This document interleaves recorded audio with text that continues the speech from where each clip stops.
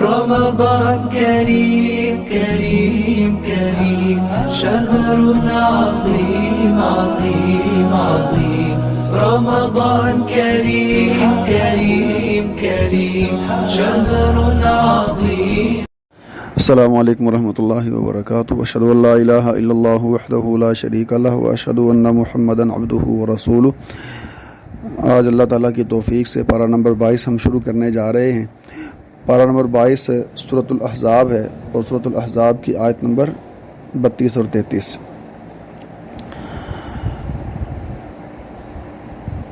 اعوذ باللہ من الشیطان الرجیم. یا نساء النبی لستن کاحد من النساء ان اتقیتن فلا تخضعن بالقول. یہاں اللہ رب العزت نے رسول گرامی صلی اللہ علیہ وسلم کی ازواج کو مخاطب کر کے یہ بات بیان فرمائی ہے کہ وہ جب کسی سے بات کریں تو ان کی بات کرنے کا طریقہ یہ ہو کہ بات نرمی سے نہ کی جائے اور اس انداز سے نہ کی جائے کہ سننے والے کے دل میں شگوفے پھوٹنے شروع ہو جائیں. لہٰذا باروب انداز سے اور بڑے محتاط الفاظ کے ساتھ بات کرنی ہے.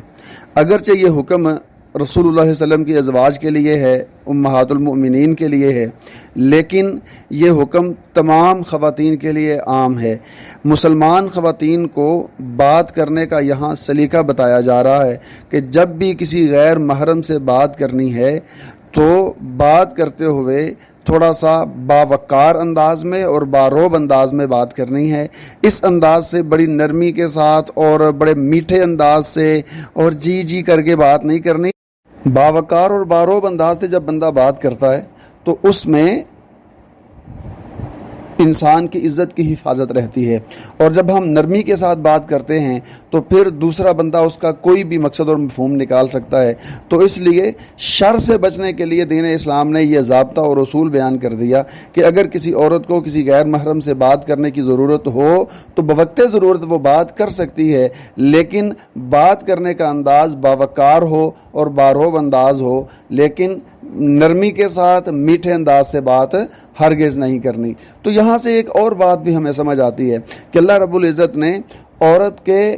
لباس کا اور عورت کے جسم کا تو پردہ رکھا ہے، لیکن عورت کی آواز کا پردہ نہیں رکھا. دلیل اس کی یہ ہے کہ رسول اللہ علیہ وسلم کی ازواج امہات المؤمنین جو تھیں ان کو اس بات کا حکم دیا گیا، یہ تھوڑا سا آگے جا کے یہ اگلی آیت آ رہی ہے کہ ان کو اس بات کا حکم دیا گیا کہ اگر تمہارے پاس کوئی سوال کرنے والا آئے تو تم پردے کے پیچھے سے اس کے سوال کا جواب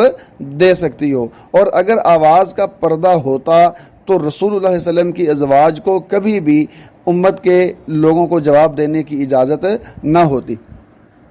تو یہاں ایک اور بات کہ رسول اللہ علیہ وسلم کی ازواج کے لیے اللہ تعالیٰ نے یہ ایک اعزاز رکھا ہے کہ اللہ تعالیٰ نے نبی صلی اللہ علیہ وسلم کی بیویوں کو امت کے مسلمانوں کی مائیں قرار دیا ہے. یہ بہت بڑا اعزاز ہے اور بہت بڑا مقام ہے کہ جس کا بھی نکاح نبی کریم صلی اللہ علیہ وسلم کے ساتھ ہوا اس کو یہ اعزاز ملا کہ وہ تمام امت کے لیے ماں کا درجہ رکھتی ہیں. تو اسی لیے ہمیں اس بات کا تھوڑا سا اہتمام کرنا چاہیے کہ پیار کا اور اس احترام کا اظہار بھی ہو کہ جب ہم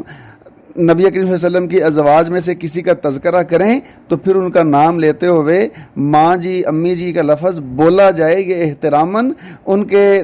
لائق ہے اور یہ لفظ بولنا چاہیے. اور امہات المؤمنین کا لفظ ایک عمومی لفظ ہے، اور خاص کر جب کوئی بندہ احترام کے ساتھ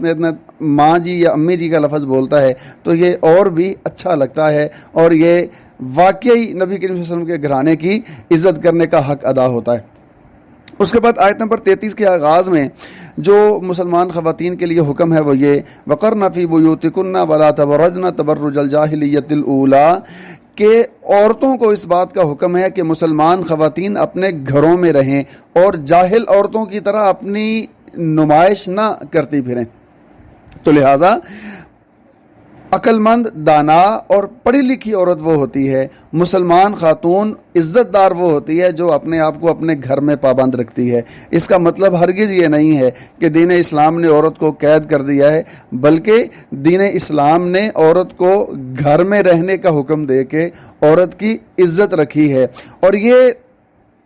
کہیں نہیں آیا کہ عورت اپنی ضرورت کے لیے اپنے گھر سے باہر نہیں نکل سکتی۔ عورت اپنی ضرورت کے لیے اپنے گھر سے باہر نکل سکتی ہے، لیکن جو اسلام نے اصول اور ضابطے مقرر کیے ہیں کہ اگر لمبا سفر ہے تو اپنے محرم کے بغیر سفر نہیں کر سکتی، اور اگر کہیں قریب جانا ہے تو ضرورت کے لیے نکل سکتی ہے، لیکن اس کا لباس چھپا ہوا ہو، اس کا چہرہ، اس کی خوبصورتی، اس کی زینت چھپی ہوئی ہو، کوئی چیز لوگوں کے سامنے نہ ہو تاکہ لوگ اس کی طرف انگلیاں اٹھا کے اشارے نہ کرتے پھریں، اس کو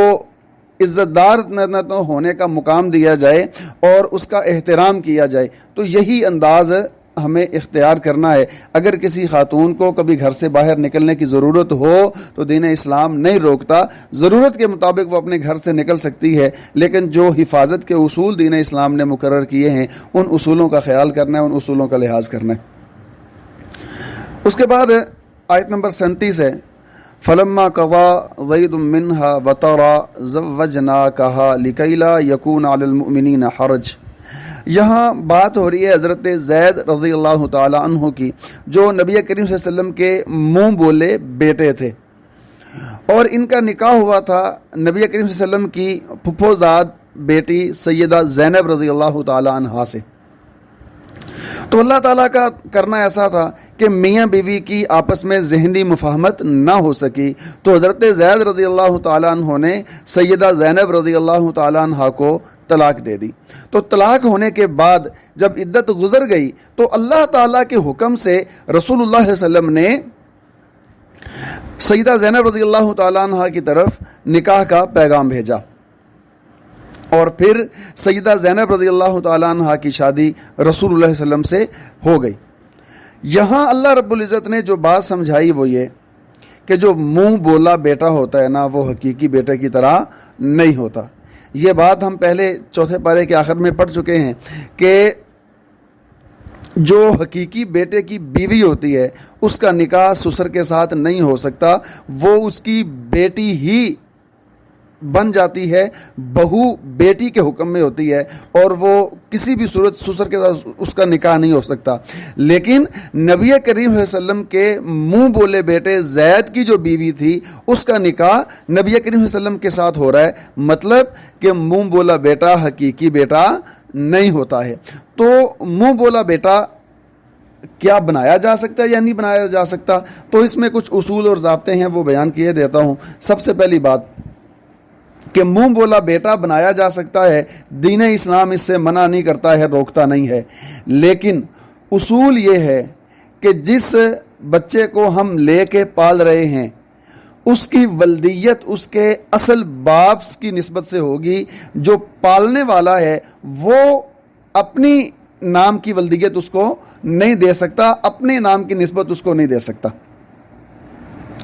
ہمارے ہاں یہ ہوتا ہے کہ جو بچے کو پالنے والا ہوتا ہے نا وہی اپنی ولدیت لکھواتا ہے، جبکہ نبی کریم صلی اللہ علیہ وسلم نے کتنی بڑی وعید سنائی ہے۔ آپ نے فرمایا کہ اس بندے پر اللہ تعالیٰ کی لعنت ہو جو اپنے باپ کا نام تبدیل کرتا ہے۔ تو اپنا باپ تبدیل کرنا، باپ کا نام تبدیل کرنا، یہ لعنت کا مستحق عمل ہے۔ تو اگر اس بچے کو لے کے کوئی پال رہا ہے تو اس کی ولدیت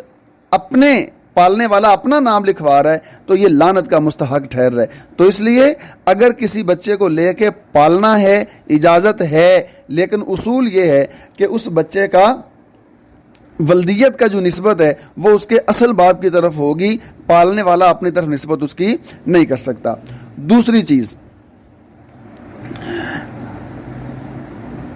منہ بولا بیٹا حقیقی بیٹا نہیں ہوتا، اسی لیے پردے کے تمام احکامات میں وہ عام مردوں جیسا ہی ہوگا۔ یعنی منہ بولا بیٹا اگر گھر میں ہے تو شخص کی اگر بیٹیاں ہیں تو وہ دونوں آپس میں منہ بولے بہن بھائی ہیں، حقیقی بہن بھائی نہیں ہیں، تو اس لڑکے سے یہ بچیاں پردہ کریں گی کیونکہ وہ ان کا حقیقی بھائی نہیں ہے۔ اسی طرح اگر اس کی شادی ہو جاتی ہے تو اس کی بیوی اپنے منہ بولے سسر سے پردہ کرے گی، کیونکہ وہ اس کی حقیقی بہو نہیں ہے۔ اور تیسری اور سب سے اہم بات وہ یہ ہے کہ حقیقی بیٹے کی طرح منہ بولا بیٹا اپنے پالنے والوں کا وارث نہیں ہو سکتا۔ جس طرح حقیقی اولاد اپنے ماں باپ کی وارث ہوتی ہے، اسی طرح یہ منہ بولا بیٹا اپنے پالنے والوں کا وارث نہیں ٹھہر سکتا۔ اس کو وراثت میں سے ایک پائی کا بھی حصہ نہیں مل سکتا، یہ کسی صورت وراثت سے حصہ نہیں لے سکتا۔ ہاں، ایک صورت ہے جس کی دین اسلام نے اجازت دی ہے، وہ یہ کہ اگر پالنے والا سمجھتا ہے کہ اس بچے کو کچھ دینا چاہیے تو وہ اپنے مال میں سے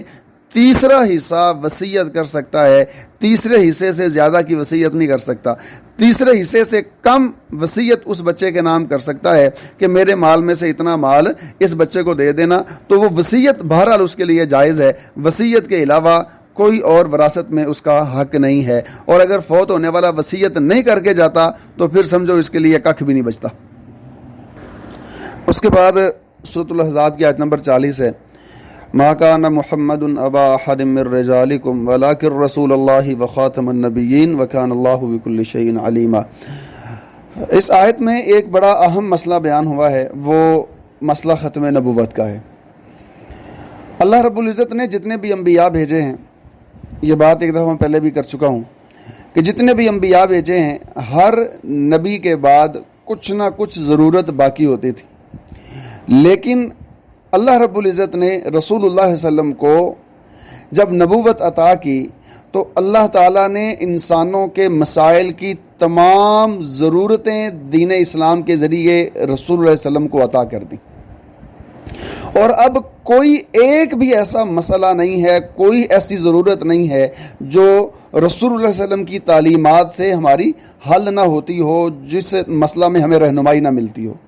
اسی لیے رسول اللہ علیہ وسلم کے بعد کسی طرح کا کوئی نبی رسول، چاہے وہ ذلی نبی ہو چاہے وہ حقیقی نبی ہو، نہیں آ سکتا۔ تو لہٰذا جب ہم نے نبی کریم صلی اللہ علیہ وسلم کی ذات پر ایمان کا دعویٰ کرنا ہے، ایمان کا اظہار کرنا ہے، اقرار کرنا ہے، تو اس اقرار میں اس بات کا یقین بھی ضروری ہے کہ رسول اللہ علیہ وسلم، جناب نبی کریم محمد الرسول اللہ علیہ وسلم سب سے آخری نبی ہیں، خاتم النبیین ہیں، اور آپ کے بعد کوئی اور نبی نہیں آ سکتا۔ اور وہ بندہ بڑا ہی بد نصیب ہے جو رسول ہاشمی صلی اللہ علیہ وسلم کو اپنا نبی تو مانتا ہو لیکن خاتم النبیین نہ مانتا ہو، اور جو بندہ رسول اللہ علیہ وسلم کو خاتم النبیین نہیں مانتا وہ دائرہ اسلام سے خارج ہے، وہ بندہ مرتد ہو گیا، کافر ہو گیا، وہ بندہ دائرہ اسلام میں نہیں رہ گیا۔ لہٰذا ایمان اپنا مکمل کرنے کے لیے یہ ضروری ہے کہ رسول اللہ صلی اللہ علیہ وسلم کی ذات پر ہمارا ایمان ہو کہ آپ اللہ کے رسول ہیں اور آخری نبی ہیں، آپ کے بعد کوئی نبی نہیں آنے والا، اور آپ کے بعد نبوت کا دروازہ بند کر دیا گیا ہے۔ اور یہ بہت ساری احادیث بھی ہیں جن میں رسول اللہ صلی اللہ علیہ وسلم نے اس بات کی وضاحت فرمائی ہے کہ انا خاتم النبیین لا نبی بعدی، کہ میں خاتم النبیین ہوں، سب نبیوں سے آخری ہوں، اور میرے بعد کوئی نبی نہیں آنے والا۔ ہاں، اس بات کی بھی آپ نے وضاحت فرما دی کہ میرے بعد اگر کوئی نبوت کا اعلان کرے گا تو وہ جھوٹا دجال ہوگا، وہ نبی نہیں ہو سکتا۔ تو لہٰذا نبی کریم صلی اللہ علیہ وسلم کی ذات پر ایمان رکھنا وہ اس وقت پورا ہوگا جب ہم رسول ہاشمی صلی اللہ علیہ وسلم کو اللہ کا رسول بھی مانیں، نبی بھی مانیں، اور خاتم النبیین بھی مانیں۔ اگر ہم میں سے کوئی بندہ نبی کریم صلی اللہ علیہ وسلم کو خاتم النبیین نہیں مانتا ہے تو اس کا مطلب یہ ہے کہ وہ بندہ دائرہ اسلام سے خارج ہے، وہ بندہ مسلمان نہیں ہے۔ تو نبی کریم صلی اللہ علیہ وسلم کیا حق یہ ہے کہ آپ پر ایمان لایا جائے، اور اسی طرح یہ بھی حق ہے کہ آپ کی ذات پر درود بھیجا جائے۔ درود پڑھنا آپ کے لیے یہ آپ کا حق ہے اور امت کے لیے فرض ہے، اور خاص کر اس وقت جب نبی کریم صلی اللہ علیہ وسلم کا نام ہمارے سامنے لیا جاتا ہے تو اس وقت احترام میں، آپ کی تقدیس میں اور آپ کی محبت میں آپ پر درود بھیجنا یہ ہر مسلمان کے لیے لازمی ہے۔ اور آپ نے فرمایا کہ بڑا ہی بخیل ہے وہ شخص جس کے سامنے میرا نام لیا جائے اور مجھ پر درود نہیں پڑتا. تو یہ بخیلی کی علامت ہے. اور اسی طرح درود کی جو فضیلت بیان کی گئی ہے بہت ساری احادیث ہیں. ان میں سے ایک حدیث حضرت ابو موسیٰ اشعری رضی اللہ تعالیٰ عنہ رسول اکرامی صلی اللہ علیہ وسلم کے پاس آئے اور آ کے کہتے ہیں اے اللہ کے رسول صلی اللہ علیہ وسلم، میں جب دعا کرنے کے لیے بیٹھتا ہوں تو مجھے بتائیں کہ میں آپ کے لیے کتنا درود پڑھوں. کیا تیسرا حصہ درود پڑھ لوں تو کافی ہے؟ تو آپ نے فرمایا ٹھیک ہے کافی ہے، لیکن اگر زیادہ کرے گا تو تیرے لیے بہتر ہے. حضرت ابو موسیٰ اشعری کہتے ہیں کہ میں نے کہا اللہ کے رسول صلی اللہ علیہ وسلم، پھر میں اپنی دعا کا آدھا وقت جو ہے وہ میں آپ کے لیے درود پڑھوں گا اور باقی اپنے لیے دعا کر لیا کروں گا، تو کیا اتنا ٹھیک ہے؟ آپ نے فرمایا ٹھیک ہے، لیکن اگر تو درود زیادہ کرے گا تو تیرے لیے بہتر ہے. تو حضرت ابو موسیٰ اشعری کہتے ہیں کہ اے اللہ کے رسول صلی اللہ علیہ وسلم، پھر میں سارا وقت آپ کے لیے درود ہی پڑھا کروں گا، اپنے لیے دعا نہیں مانگوں گا. جو دعا کا جو اپنا وقت خاص کروں گا اس میں صرف آپ پر درود ہی پڑھوں گا، دعا نہیں کیا کروں گا، اپنے لیے کچھ نہیں مانگا کروں گا. تو رسول اللہ صلی اللہ علیہ وسلم نے فرمایا کہ اگر تو ایسا کرے گا پھر اللہ تیرے گناہوں کو بھی معاف کر دیں گے اور تیرے غم اور پریشانیوں کو بھی دور کر دیا جائے گا. تو لہٰذا درود پڑھنا چاہیے، درود پڑھنے کی فضیلت ہے، اور جتنا کوئی بندہ کثرت سے درود پڑھتا ہے اتنا ہی اس کے لیے فائدہ ہے. لیکن درود پڑھنے کا طریقہ کار کیا ہے؟ پہلا ادب، تقاضا احترام کا درود پڑھنے کا یہ ہے کہ ہم درود ان الفاظ کے ساتھ پڑھیں جو الفاظ نبی کریم صلی اللہ علیہ وسلم کی ذات سے ثابت ہیں. ہم حکم اللہ کا مان رہے ہیں، نبی کریم صلی اللہ علیہ وسلم کے ساتھ محبت کا اظہار کر رہے ہیں، لیکن الفاظ میرے اور تیرے بنائے ہوئے ہیں، کسی عام بندے کے مولوی کے بنائے ہوئے الفاظ ہم درود کے پڑھ رہے ہیں. تو کیا یہ ہماری محبت ہوگی نبی کریم صلی اللہ علیہ وسلم کے ساتھ کہ ہم نبی کریم صلی اللہ علیہ وسلم کے بیان کردہ الفاظ کو چھوڑ کے اپنی مرضی کے الفاظ درود کے لیے استعمال کر رہے ہیں؟ تو یہ کتنی ہماری بد نصیبی ہے. تو اس لیے اصل احترام محبت کا تقاضا یہ ہے کہ وہی الفاظ بطور درود پڑھے جائیں جو الفاظ رسول اللہ صلی اللہ علیہ وسلم سے ثابت ہیں. اور جو آپ سے الفاظ ثابت ہیں وہ صلی اللہ علیہ وسلم، اللہم صلی علی محمد النبی الامی وعلی آل محمد، اور اسی طرح درود ابراہیمی کے الفاظ نبی کریم صلی اللہ علیہ وسلم سے ثابت ہیں. اس کے علاوہ جو الفاظ بہت سارے درود کے ناموں کے ساتھ کہ یہ درود پتہ نہیں کون سا ہے، یہ کون سا ہے، اور اتنے سارے نام اور اتنی ساری کتابیں چھاپ دی گئی ہیں درود کے نام پہ، وہ سارے کے سارے الفاظ رسول اللہ صلی اللہ علیہ وسلم سے ثابت نہیں ہیں. اور ان الفاظ کے ساتھ نبی کریمی گرامی صلی اللہ علیہ وسلم پر درود پڑھنا وہ درست نہیں ہے، کیونکہ اصل حکم یہی ہے کہ درود پڑھا جائے، اور درود پڑھنا عبادت ہے، اور وہی عبادت اللہ کے ہاں کو قابل قبول ہوگی جو رسول اللہ صلی اللہ علیہ وسلم کے بتائے ہوئے طریقہ کے مطابق ہوگی. دوسری بات کہ درود پڑھنے کا کوئی وقت مقرر کرنا یا اس کی تعداد مقرر کرنا یہ رسول اللہ صلی اللہ علیہ وسلم سے ثابت نہیں ہے. چلتے پھرتے جتنا ہو سکے درود پڑھیں، لیکن کوئی خاص وقت مقرر کرنا بھی درست نہیں ہے، اور اس کی تعداد مقرر کرنا کہ 11 تسبیحیں کرنی ہیں، 20 تسبیحیں کرنی ہیں، 40 کرنی ہیں، یہ تسبیحوں کی تعداد مقرر کرنا بھی درست نہیں ہے. ہاں صبح اور شام کے اذکار میں رسول اللہ صلی اللہ علیہ وسلم نے 10 مرتبہ درود کا وظیفہ مقرر کیا ہے. اس کے علاوہ کوئی تعداد مقرر نہیں ہے. لہٰذا زیادہ تعداد میں اور کوئی بندہ درود کی الفاظ کو مقرر کرتا ہے تو یہ درست طریقہ کار نہیں ہے. اس کے بعد سورۃ الاحزاب کی آیت نمبر 70 اور 71، یا ایھا الذین آمنوا اتقوا اللہ وقولوا قولا سدیدا یصلح لکم اعمالکم ویغفر لکم ذنوبکم ومن یطع اللہ ورسولہ فقد فاز فوزا عظیما. یہاں اللہ رب العزت نے اہل ایمان اور اہل تقوی کو سچ بات اور سیدھی سیدھی بات کرنے کا حکم دیا ہے. چاہے ہم اپنے بارے میں بات کر رہے ہوں یا کسی کے بارے میں، سچ بولتے ہوئے اگر ہمیں اپنے خلاف بھی بولنا پڑے تو ہمیں سچ ہی بولنے کا حکم ہے.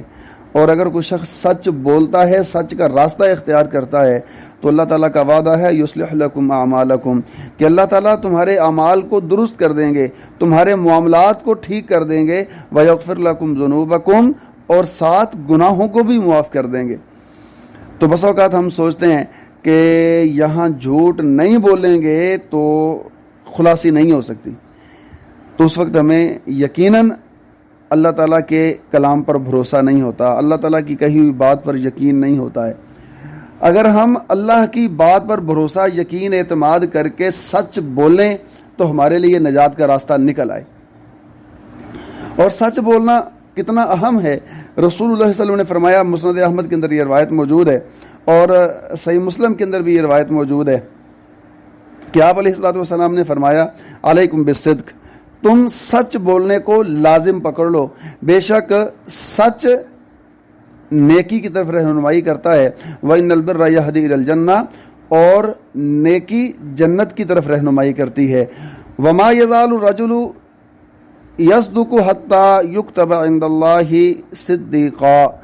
اور ایک بندہ ہمیشہ سچ بولتا رہتا ہے، ہمیشہ سچی بات کے پیچھے لگا رہتا ہے، حتیٰ کہ وہ اللہ کے نزدیک صدیق لکھا جاتا ہے۔ اور پھر آپ نے دوسری نصیحت فرمائی، وَإِيَّاكُمْ وَالْكَذِبَ، کہ جھوٹ سے بچو، کیونکہ جھوٹ گناہوں کی طرف رہنمائی کرتا ہے اور گناہ جہنم کی طرف رہنمائی کرتے ہیں، اور ایک آدمی ہمیشہ جھوٹ بولتا رہتا ہے، وَيَتَحَرَّى الْكَذِبَ، اور جھوٹی بات کی تلاش میں رہتا ہے، حَتَّى يُكْتَبَ عِندَ اللَّهِ كَذَّابًا، حتیٰ کہ وہ بندہ اللہ کے نزدیک کذاب لکھ دیا جاتا ہے۔ تو جھوٹ سے ہم نے بچنا ہے اور سچ کو اختیار کرنا ہے، یہی ہمیں یہاں حکم دیا جا رہا ہے۔ اس کے بعد سورہ فاطر شروع ہو رہی ہے، سورہ فاطر کی پہلی آیت، الحمدللہ فاطر السماوات والارض جاعل الملائکۃ رسلا اولی اجنحۃ مثنی وثلاث ورباع، کہ اللہ رب العزت یہاں فرشتوں کی بات کر رہے ہیں کہ فرشتے اللہ تعالیٰ کی مخلوقات ہیں، اور فرشتوں کو اللہ تعالیٰ نے پیغام بھیجنے والا بنایا ہے، اور فرشتوں کو اللہ تعالیٰ نے پر دیے ہیں، کسی کے 2 پر ہیں، کسی کے 3 ہیں، کسی کے 4 ہیں، اور کسی کے زیادہ بھی ہیں۔ اور حضرت جبرائیل علیہ السلام کے بارے میں حدیث میں آتا ہے کہ نبی کریم صلی اللہ علیہ وسلم نے حضرت جبرائیل علیہ السلام سے پوچھا کہ آپ کے کتنے پر ہیں، تو حضرت جبرائیل نے فرمایا کہ اللہ کے رسول میرے 600 پر ہیں، میرے 600 پر ہیں، اور ان 600 پروں میں سے سیدنا جبرائیل علیہ السلام نے صرف 2 پر کھولے تھے جب نبی کریم صلی اللہ علیہ وسلم سے پہلی دفعہ ملاقات ہوئی تھی، تو اس وقت آپ نے صرف 2 پر اپنے کھولے تھے، تو پورا افق جو تھا، پوری زمین اس کے لپیٹ میں تھی، ان کے ایسے لگ رہا تھا کہ ایسی کوئی چیز کھڑی ہے جو پوری زمین سے بھی بڑی ہے۔ تو اس وقت حضرت جبرائیل علیہ السلام نے صرف اپنے 2 پر کھولے تھے۔ تو یہ اللہ تعالیٰ کی کمال قدرت ہے کہ اتنی بڑی بڑی مخلوق اللہ تعالیٰ نے بنائی ہے، اور ان مخلوقات میں سے ایک بندہ، صرف ایک فرد حضرت جبرائیل علیہ السلام ہے۔ تو اللہ تعالیٰ کی قدرت اور اللہ تعالیٰ کی طاقت کس قدر زیادہ ہوگی، اس کا ہم اندازہ کر سکتے ہیں۔ اس کے بعد اگلی آیت، افمن زُیِّنَ لَهُ سُوءُ عَمَلِهِ فَرَآهُ حَسَنًا، کہ ایسا شخص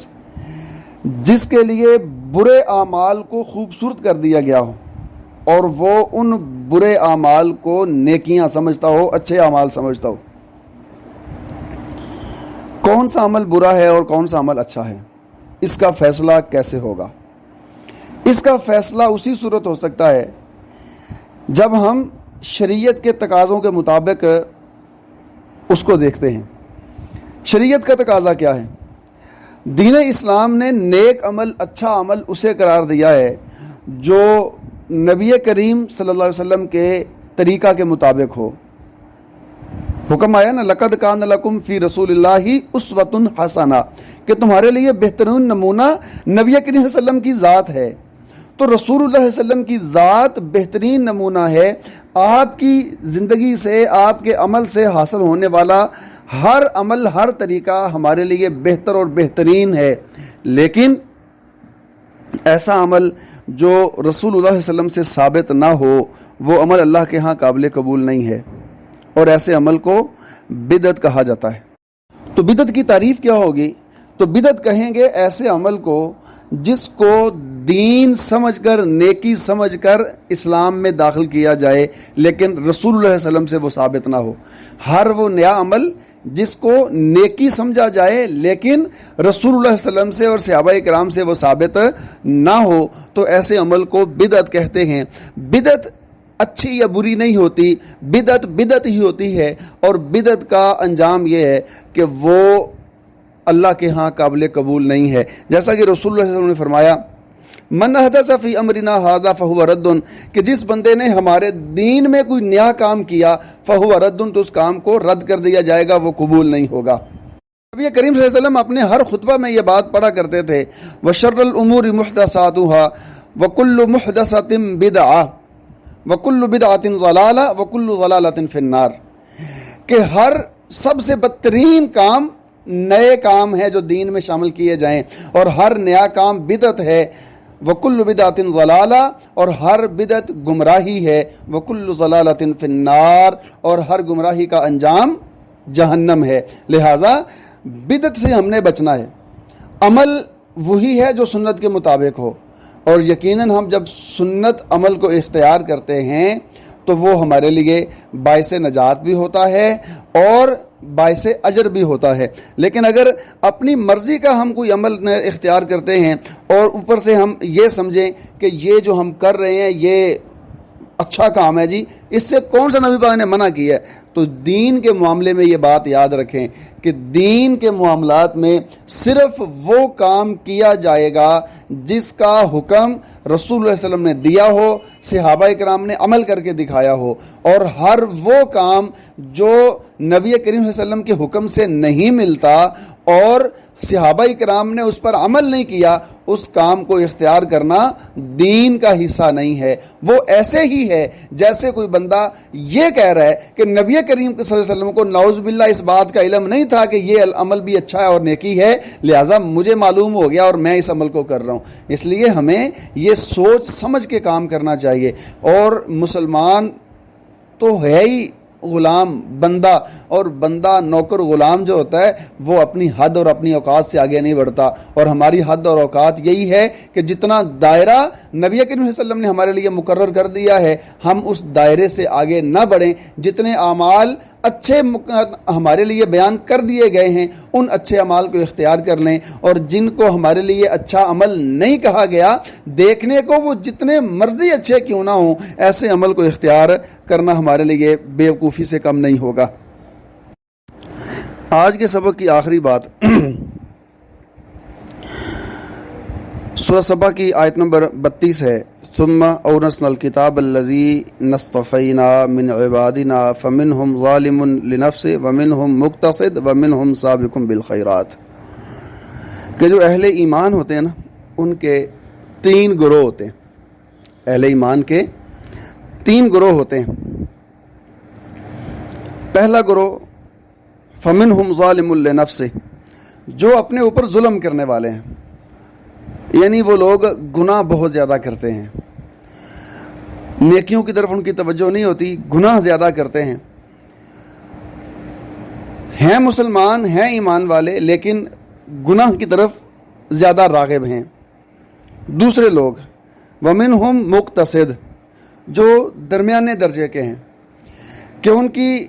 نیکیوں کی طرف توجہ ہے، نیکیوں کا وہ خیال کرتے ہیں لیکن ساتھ گناہ بھی ہو جاتے ہیں، لیکن نیکیوں کا جذبہ ان کا زیادہ ہے. تیسرے نمبر پر وہ لوگ ومنہم سابق بالخیرات، وہ جو نیکیوں میں سبقت لے جانے والے ہیں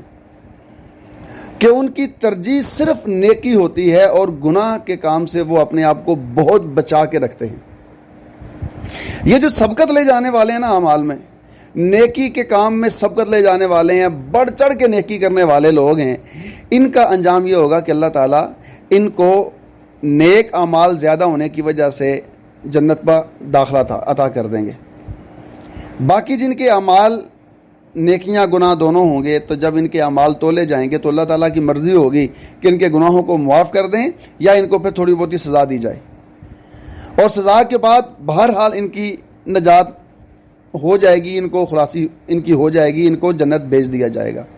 اور تیسرا گروہ جو ہے جن کے گناہ ہی زیادہ ہوں گے تو ان کے ساتھ بھی اللہ تعالیٰ کا معاملہ ایسے ہی ہوگا کہ زیادہ اغلب گمان تو یہی ہے کہ ان کو گناہوں کی سزا ہوگی، لیکن اللہ تعالیٰ کو کوئی ایسی نیکی پسند آ جائے کسی وقت تو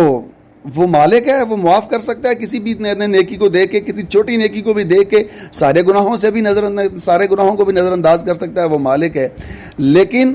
جہنم کی سزا ان کو ملے گی، اور جہنم کی سزا کے بعد آخر اہل ایمان ہونے کی وجہ سے ان کو نبی کریم صلی اللہ علیہ وسلم کی سفارش سے معاف کر دیا جائے گا۔ تو اہل ایمان کو یا تو سیدھا جنت میں بھیج دیا جائے گا، یا پھر ان کا حساب کے وقت ان کو تھوڑی سی سختی کر دی جائے گی اور وہاں تھوڑا سا ڈانٹ ڈپٹ کے ان کو معاف کر دیا جائے گا، یا پھر جہنم میں بھیج کے ان کو معاف کر دیا جائے گا۔ معافی تو ہے، لیکن اگر جہنم میں جا کے معافی ملی تو سچی بات ہے بہت معاملہ خراب ہو جائے گا۔ جہنم کی آگ تو برداشت ہو ہی نہیں سکتی ہے، جہنم کی آگ کا تو تصور بھی نہیں کر سکتے ہیں۔ حدیث میں آتا ہے کہ ایک بندے کو سب سے ہلکا ترین عذاب دیا جائے گا، سب سے ہلکا عذاب، اور وہ عذاب کیا ہوگا کہ اس کا سارا جسم جہنم سے باہر ہوگا، صرف اس کے پاؤں کے نیچے جہنم کے انگارے رکھے جائیں گے، اور ایک حدیث میں آتا ہے کہ اس کو صرف جہنم کی جوتی پہنائی جائے گی، اس کے علاوہ کوئی اس کو تکلیف نہیں ہوگی، صرف پاؤں کے نیچے ایک جہنم کا انگارہ ہوگا، اور اس جہنم کے ایک انگارے سے بھی